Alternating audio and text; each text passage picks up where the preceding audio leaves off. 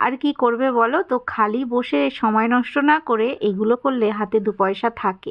আর বন্ধুরা, সকালের ওয়েদারটা দেখো, পুরো কুয়াশা কুয়াশা আচ্ছন্ন হয়ে আছে, এরকম মনে হচ্ছে না? মা এখন রান্নাটাও কিন্তু এই কাঠেতেই করছে ইদানিং।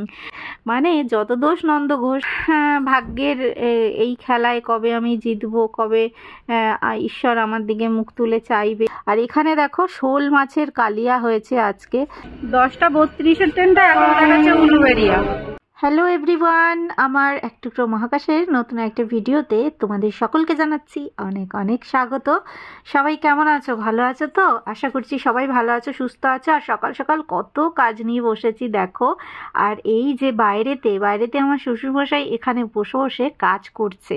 এই কাজগুলো না সত্যি ঘরে বসে করলে কিন্তু মানে বেশ ভালোই পয়সা ইনকাম হয়, টাকা ইনকাম হয়।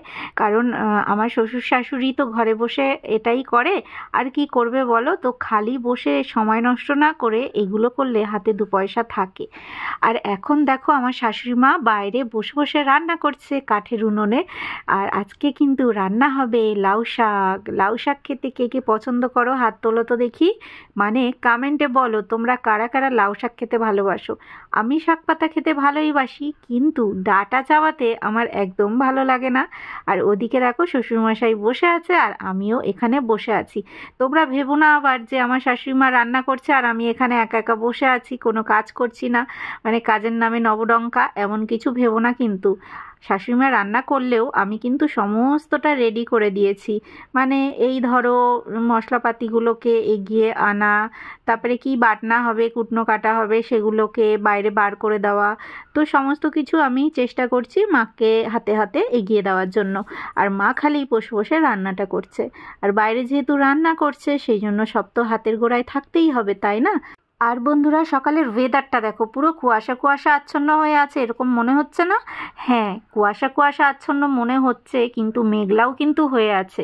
সকালবেলায় যখন ছাদে জামা কাপড় ধুতে গেলাম তখন এত মেঘলা হয়ে গেছে, ভাবলাম এই বুঝি বৃষ্টি আসবে, এই বুঝি বৃষ্টি আসবে, কিন্তু শেষ পর্যন্ত কিন্তু বৃষ্টিটা হয়নি।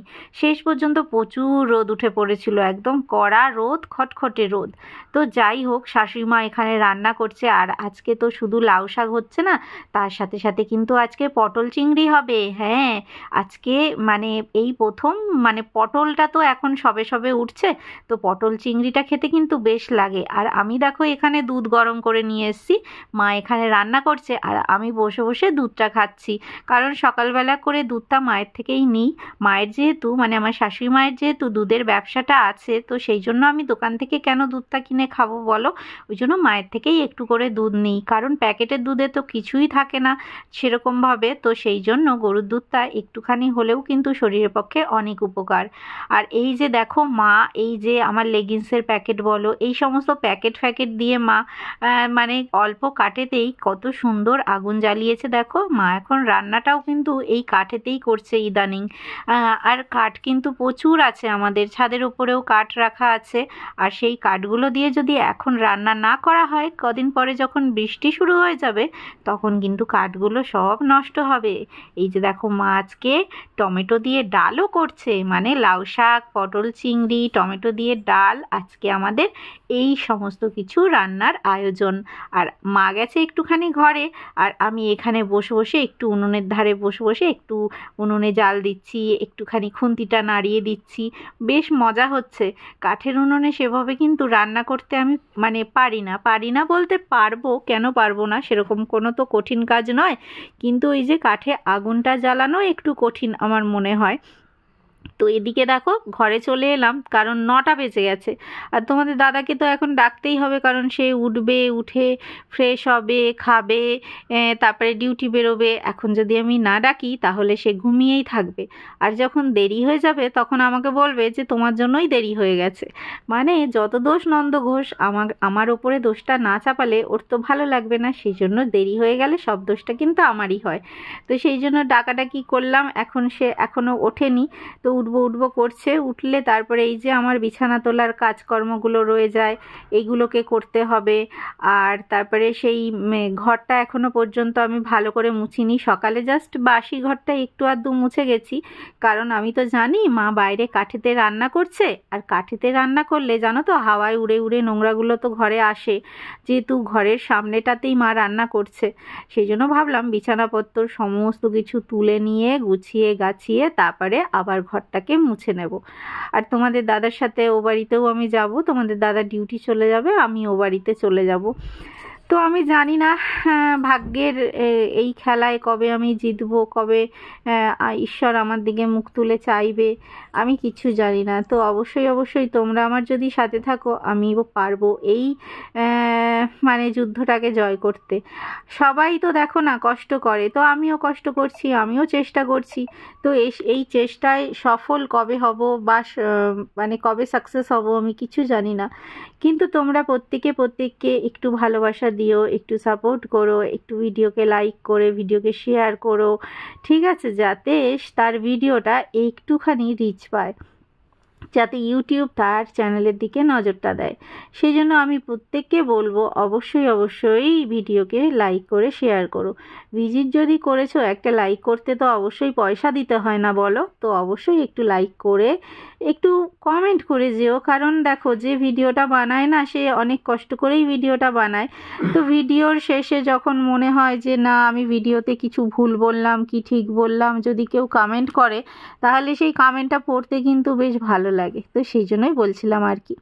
তো দেখো তোমাদের সাথে কথা বলতে বলতে আমি চাটাও করে ফেলেছি, আর চাটা তোমাদের দাদাকে দিয়ে দিলাম, এবার শ্বশুরমশাইকেও দিচ্ছি চা। সকালবেলায় বাবাকে দুধ দিয়েছি, তারপরেও একটু চা দিলাম, কারণ বাবার না চায়ের খুব নেশা, তো সে অপেক্ষায় থাকে কখন ছেলেকে চা দেবে, আমাকে একটু দেবে। আর এখানে দেখো শোল মাছের কালিয়া হয়েছে আজকে। তোমাদের আমি না ভুল বলেছি জানো তো, আউট ভয়েস দিতে গিয়ে, ওটা পটল চিংড়ি নয়, শোল মাছ হয়েছে আজকে। তো তোমাদের দাদাও খেয়ে ঠেয়ে নিয়েছে, আর আমি এই যে বেরিয়ে যাচ্ছি এবার তোমাদের দাদার সাথে। তো চলো যাওয়া যাক বাড়িতে।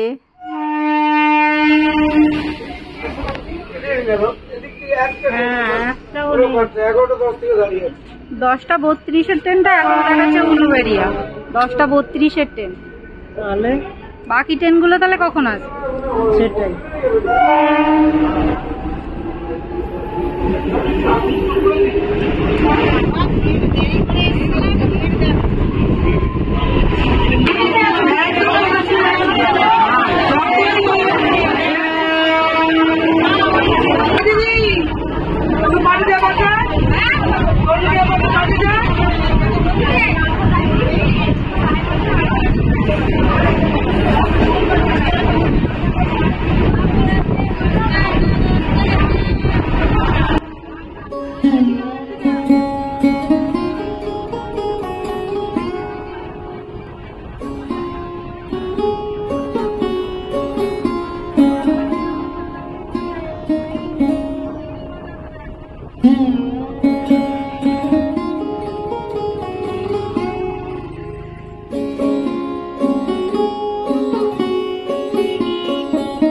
আজকে বন্ধুরা খুবই ছোট্ট একটা ব্লগ তোমাদের জন্য, তো অবশ্যই একটি লাইক করে ভিডিওকে শেয়ার করে দিও। আর বেশি বড় ভিডিও আজকে দিতে পারলাম না, সেই জন্য সরি। তো সবাই ভালো থেকো, আবার দেখা হবে নতুন ভিডিওতে।